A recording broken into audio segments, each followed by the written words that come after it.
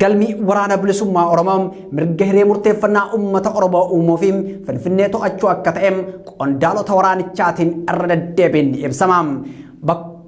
Baatii tokkoon dura gaazexaa Bariisaa irratti waa'ee waraana bilisummaa Oromoo kan dubbate itti aanaan hoogganaa biiroo bulchiinsaa fi nageenya Oromiyaa Koloneel Abbabaa Garasuu waraanni bilisummaa Oromoo sadarkaa biyyaaf yaaddoo hin taane irra gahee jira jechuun ibsus waboon kibxata darbe yeroo paarlaamaan biyyattii walgahii ta'aa jirutti godinaalee Qeellam Wallaggaaf Wallagga Lixaa magaalota akka Dambidolloo, Gidaamii, Innaangoom, Mandiim, Ganjiim, Homaam, Anfilloo fi Muggii dabalatee naannoo Gaambeellaa keessatti lola adeemsisaati ture. Hoogganaan waraana bilisummaa Oromoo Dirribaa Kumsaa yookaan Jaal Marroon amma dura yaada BBCf kenneen bakka qaamni sadaffaa fi walaba ta'ee jirutti marii gochuuf fedha qabaatanis gaafiin akkasii akka hin dhiyaanneef himee ture. Ministeerri muummee Itoophiyaa Abiy Ahmad Ali kibxata miseensota paarlamaa waliin yeroo mari'atan akkas jedheeti ture. Injifannoo waraanaan arganneem karaa nagaatiinis haa daballoom waraanaan biyya hin diigamtu jenneem biyya itti fufsiifnee jirraam Itoophiyaan daandii misoomaarra jirtim nuti miira keenya to'anneem gara nagaa haa deemnuum TPLFinis ta'eem qaama nagaa barbaadu hunda waliin nagaa barbaanna jechuun dubbate. Dureen mootummaa Biltsiginnaa Abiy Ahmad Ali qaama nagaa barbaadu kamuu wajjin ni mari'anna jechuun dubbatus hanga ammaatti yaalii araaraa Itoophiyaa keessatti taasifamaa jiruun waraanni bilisummaa Oromoo hin dubbifamne. Akka hoogganaan waraana bilisummaa Oromoo Marroo Dirribaa Lammeessaa jedhutti waraanni bilisummaa Oromoo bakka qaamni sadaffaan jirutti karaa nagaatiin mari'achuuf qophiidha. Garuu bulchiinsi Abiy Ahmadis ta'e ergamtoonni gamtaa Afrikaa fi Ameerikaa marii biyyaalessaa irratti waraana bilisummaa Oromootiif waamicha yeroo taasisan hin dhagahamne. Mootummaan Abiy Ahmad Aliitiin durfamuun Itoophiyaa bulchaa jiru Oromiyaa keessatti rasaasa qaxxisiisee baazuqaa iyyisuusus fedhiin mootummaa isaa rasaasni takka Itoophiyaa keessatti akka hin dhukaane gochuu akka ta'es ibseeti jira. Fedhiin mootummaa fi uummata Itoophiyaa rasaasni takka Itoophiyaa keessatti akka hin dhukaane taasisuudhaan doolaarri xiyyiitiif bahuun qorichaaf ijaarsaaf akka oolu taasisuudha jedhe. Fedhiin uummata Itoophiyaa rasaasni takka Itoophiyaa keessatti akka hin dhukaane taasisuu ta'us garuu fedhiin mootummaa akka muummicha ministeeraa jedhu kana hin fakkaatu. Fedhiin mootummaa Itoophiyaa rasaasni akka hin dhukaane taasisuu erga ta'e waraanni maqaa duulam farra riphee lolaatiin Oromiyaa irratti labsame lubbuu lammiilee nagaa nyaataa jiru maaliif adeemsifama gaafiidha. Gaafii mil'oo tibbanaati.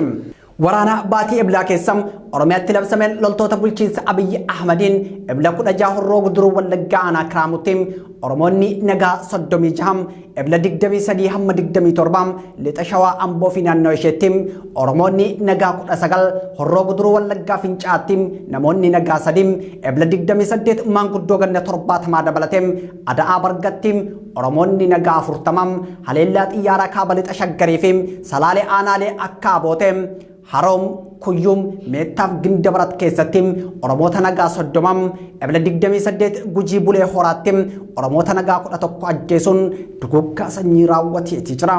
Namoonni ajjeefaman hundi namoota nagaati.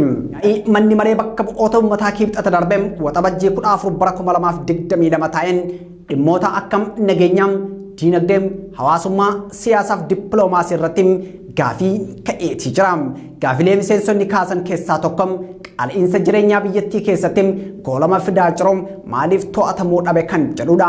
Ministeerri muummee Itoophiyaa gaafii kanaaf deebii yoo kennu akkas jechuun dubbate.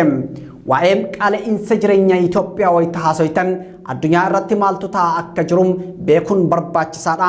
Venezuelaa keessatti qaala'insi jireenyaa dhibbeentaa 1198, Suudaan keessatti dhibbeentaa 340, Libaanon keessatti dhibbeentaa 201, Sooriyaa keessatti dhibbeentaa 179, Arjentiinaa keessatti dhibbeentaa 51, Tarkii keessatti dhibbeentaa 36, Itoophiyaa keessatti dhibbeentaa 33 irra gahee jira jedhe.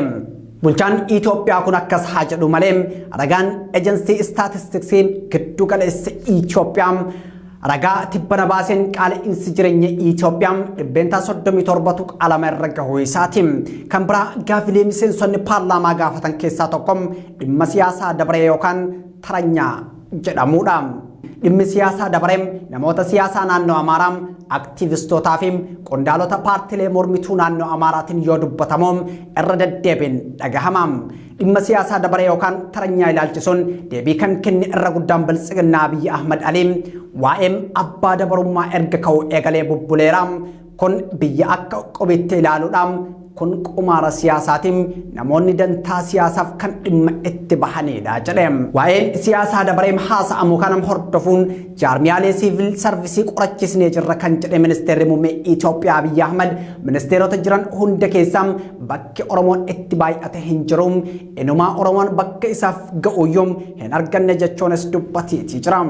Raawwachiistota hojii daandii qilleensaa keessaa harki 74 Amaaraa, harki 5 Tigreem, harki 5 Oromoo kan hafe saboota adda addaatiin daandii qilleensichaan alaayes kan qabate harki 52 Amaaraa, 16 Oromoo, harki 15 Tigreem kan hafe saboota adda addaatiin deebiin ministeerichi gaafii siyaasaa dabaree irratti ka'eef kennedha.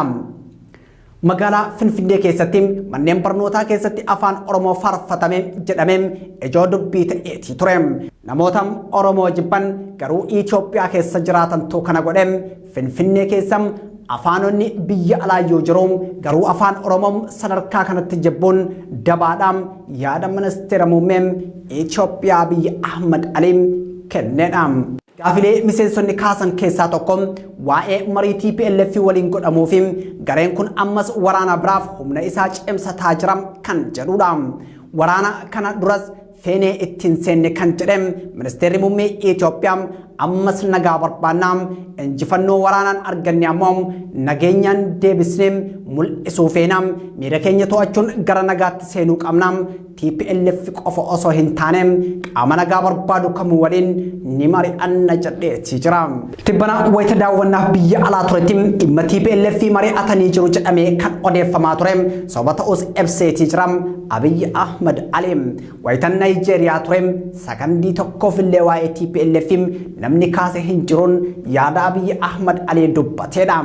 Dhimma marii nagaa ilaalchisee koreen dhimma kana hordofu hundaa'ee waan jiruuf wayita koreen waan irra ga'ee dhiyeessuun ummataaf ibsinam Itoophiyaan maal feetii yoo maaltu sirrate yookaan guutamee maritti seenam kan jedhu wayitam adda ba'eem xumuramuun ibsinam dhoksinee mariin geggeessineem tasaayyoo hin jiraatuunis yaada muummicha ministeera Itoophiyaa Abiyyi Ahmad Ali tibba darbe dubbateedha.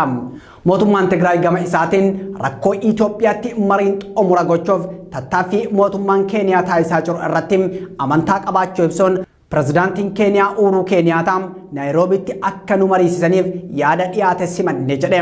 Ejjennoon mootummaa Dabratsiyoon Gabra Mikaa'el marii amanamaa walabaa fi qajeeltoo irratti hundaa'e kan qaamolee Itoophiyaa keessatti wal waraansatti jiran mara hirmaachiseen rakkoo Itoophiyaa furuun ni danda'ama jedhuun ammas kan hin jijjiiramne ta'uu ibsuun maricha irratti hirmaachuuf qophiidha jedhe.